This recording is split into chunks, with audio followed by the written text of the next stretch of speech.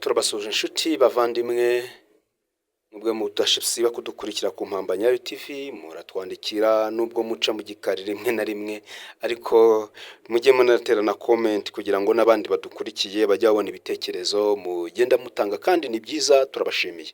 Hanyuma rero mu byukuri ikiganiro ni ivugabutumwa kwisonga aho muri uyu munsi twashatse kubereka ivugabutumwa ariko ryo mu buryo bw'ibikorwa aho turi kumwe n'abakoze ivugabutumwa bigiye ritandukanye ariko bifashishije nanone uburyo bw'imirimo. Jambo ry'Imana riratubwira imirimo yabera izibukwa mu byukuri kandi ijambo ry'Imana rikatubwira ngo Imana ni Imana idakiranirwa ngo yibagirwe imirimo yabera ngo kandi kwizera kutagira umurimo mu byukuri kuba gupfuye ubusa.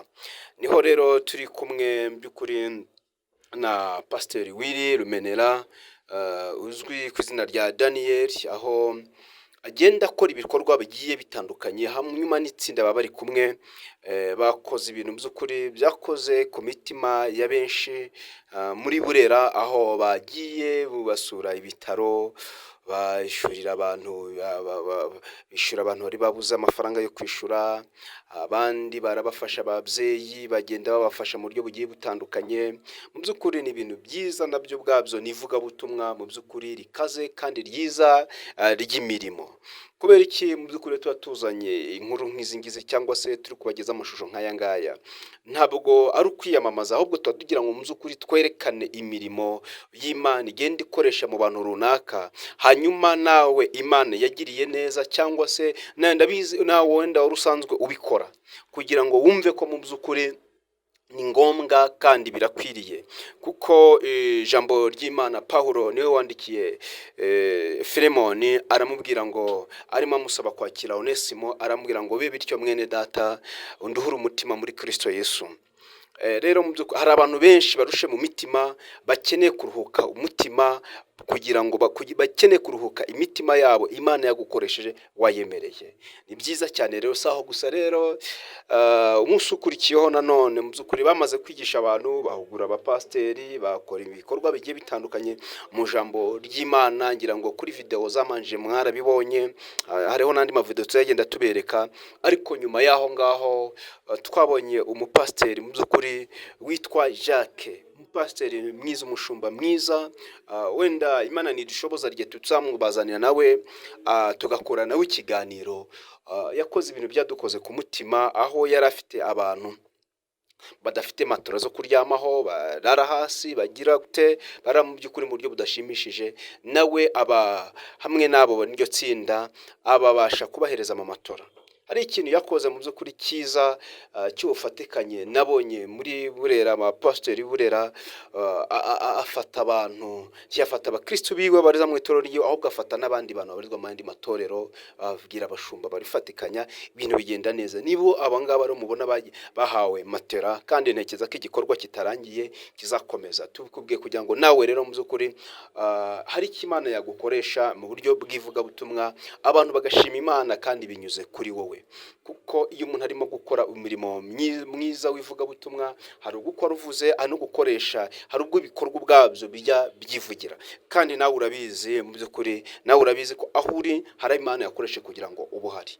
Rero ni umwanya wawe mu by'ukuri kugira ngo Imana uyemerere mu butunzi bwinshi cyangwa se bukeya Imana yaguhaye ishobora kubukoramo mu by'ukuri uyikoreshereza umurimo wayo. Hanyuma rero ivugabutumwa twese turishire kwisonga mu by'ukuri ubwami bw'Imana tukomeze kubwagura wavuga wafasha ubabaye wahumuriza umuntu ukeneye guhumurizwa ariko ukamuhumuriza ariko byabana ngombwa icyo ufite ukamuhereza ubukoze umurimo mwiza w'Imana ubukoze ivugabutumwa mu by'ukuri wibuke ko mu by'ukuri tugera imbere y'Imana Yesu azatwakira hanyuma tubwire ngo cyagiye nari meze gutya cyagiye nari ndwaye muransura cyagiye nari mu nzu y'imbohe muransura cyagiye nari nashonje murangabura hano tuvuge ngo tuti twabikoze ryati cyagiye mwakoreraga uworoheje mwe muri mwebwe. Mu by'ukuri rero wumve ko ibyo dukora iyo mirimo yose ijambo ry'Imana riri bitwemerera.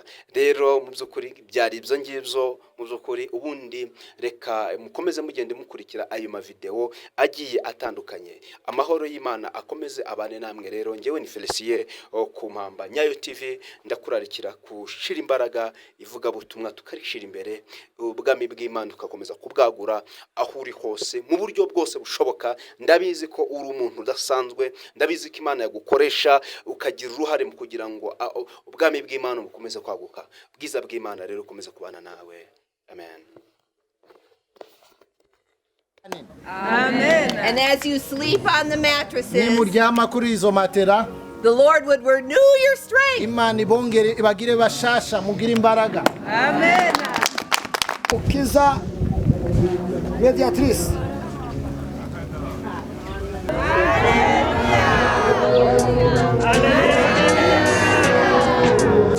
Turishimye cyane kubabona.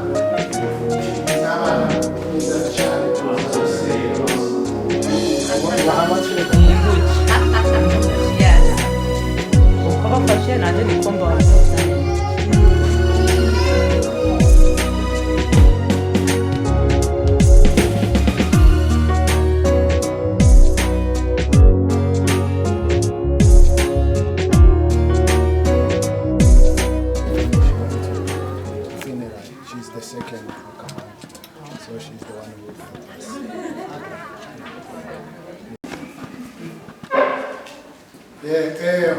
Mwiriwe amakuru murakomeye. Asante mwese mwarabyaye mwarabise neza, dukomereye isonga. Umudamu twite buriya bari hagati y'urupfu n'ubugingo. Njyewe nabwiye umugore wanje, nabonye rimwe nari kwa Pastor Ward, uyu ni umupasiteri uvuye muri Amerika, n'umugore we Mama Brit yavukiye twagiye iwabo, yari yanjanye muri Amerika. Bantegeka ngo nanje ngomba muri Amerika, iyo umugabo agiye kubyara n'itegeko, umugabo nawe agomba kwinjira. Ni nanje waciye bayita kondombre kare mu Kinyarwanda bayita umukondo wenda nije waruciye. Nakuyemo amasomo abiri ntazibagirwa. Cyambere nzubaha mama wamzaye waciye muri ibyo, sinameraga kuko mama yageze kumbika indodanga. Icya kabiri nzubaha umugore wamzaye abana. Niyo masomo nakuyemo abiri. Ndanavuga ngo iyo Imana ireka abagabo bakabyara, mwisi tuba dufite abana bake cyane, tuba dufite nk'abantu batanu gusa ku isi. Amen. Imana yabahaye imbaraga zidasanzwe, Imana yabagiriye neza, ikabaha gutura umutwaro. Turayishimiye kandi turayicyubahira. Haleluya. Amen. Rero Pastor Ward akunda abana cyane, akunda n'ababyeyi, afite abana 12. Naje kabo 13 mwana we.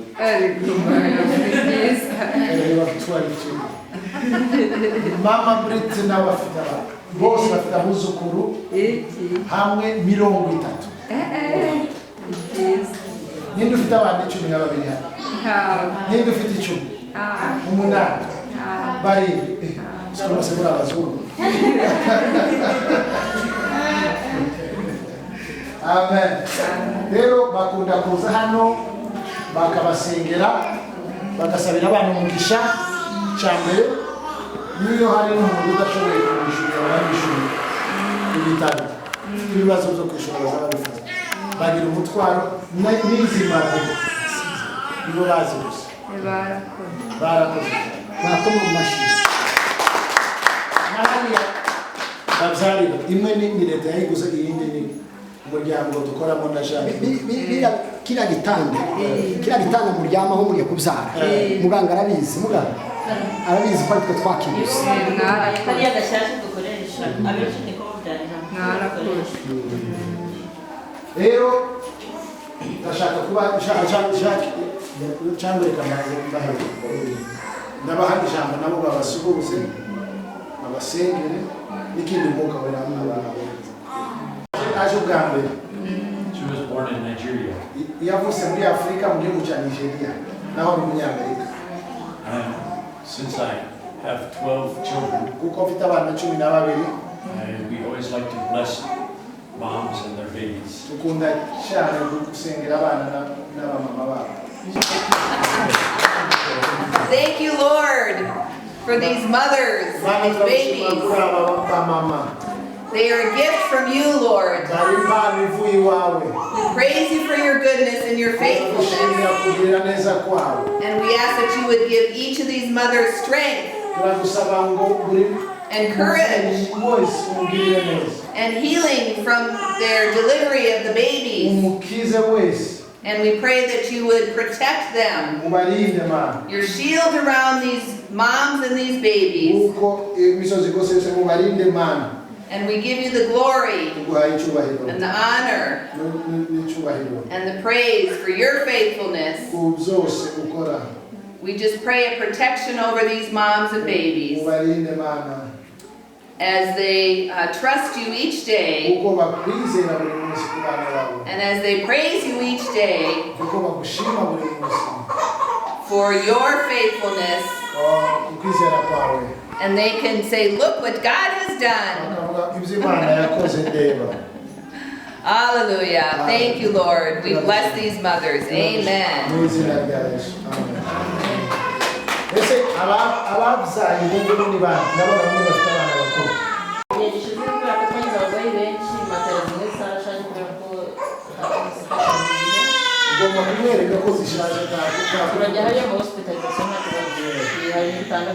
We want to show you some. So say something and then pray for them. Oh, yes. This just gave a few minutes. Félicitations. Congratulations. God bless you. turishimye cyane kubabona n'abana banyu bari bahari. Dukunda cyane kuza gusengera mama. So we'll ask Mama Brit.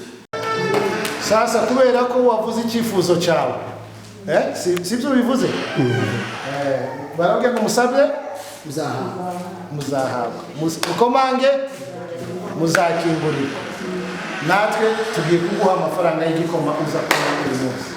Jacques arakuzaga mu kazi.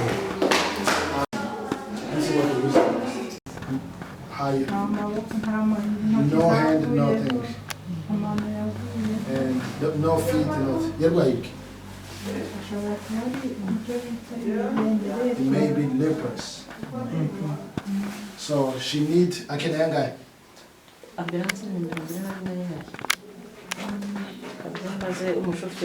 They need ambulance to take her. They need 46,000 francs to take her to the hospital, and she doesn't want it. $46. Yeah, 46. $46. Yeah. Dollars Yeah. or francs? That's equally the same. 46,000 is 46. It is 46,000. Yeah. It's the same. Barashaka kukwishurira mama. Bakujane kwa muganga. Shembera Jove. Shembera bibabwire. Bashimye. Bakoze cyane. Kuko ufasha ubonye babwire ngo bagiye kukwishurira ambulance kujana. Jove. Babwire ngo murakoze. Babwire ngo murakoze. Hospital, how will you pay the other hospital? They will take from that money to pay their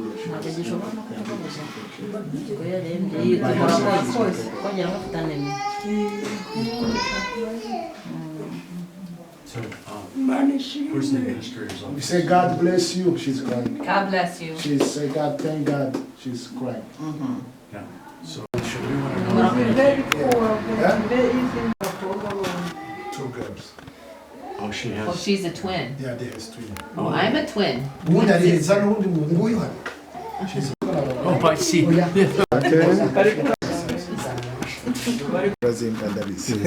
kandi zawe nizo nziza.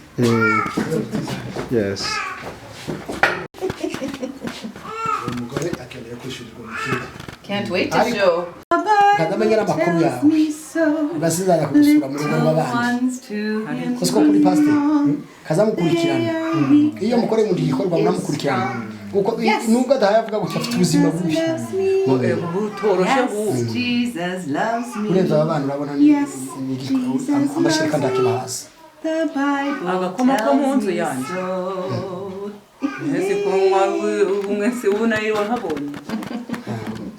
Well, did she come to get vaccine for babies? Yes, but they don't have insurance.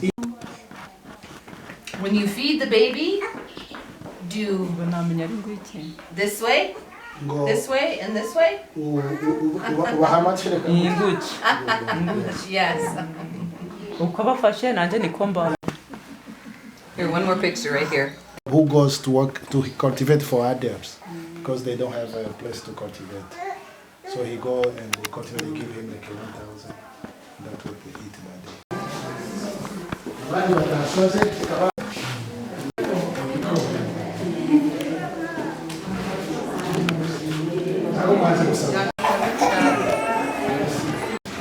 And your 4 children. May you continue to bless them and bless the work they are doing. Bless their families and all the trip. We pray that in the name of Jesus. Amen. Amen. Amen. Thank you. Do you have Kiza mediatrice.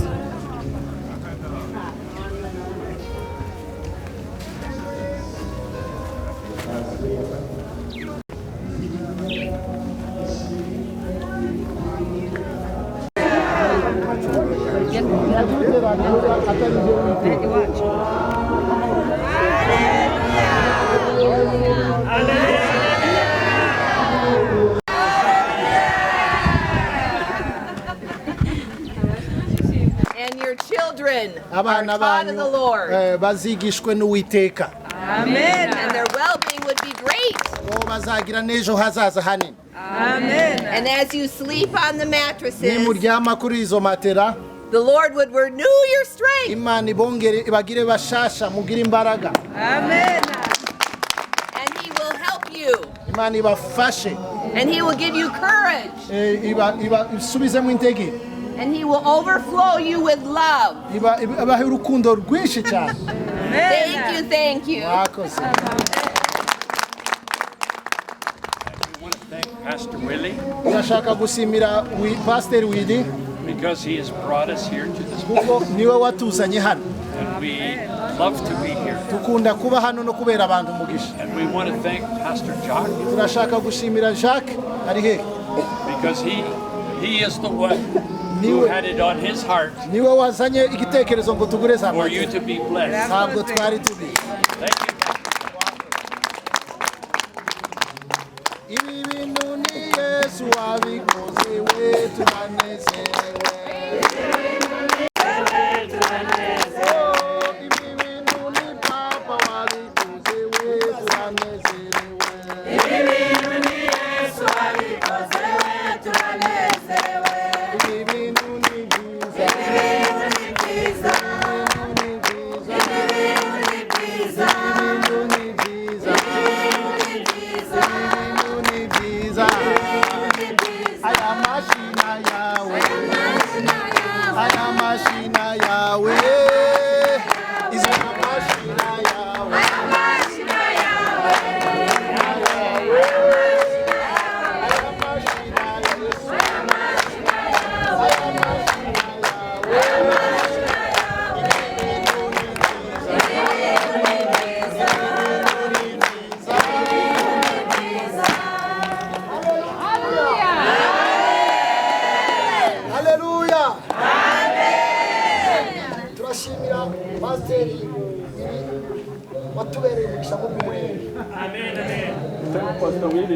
Amen.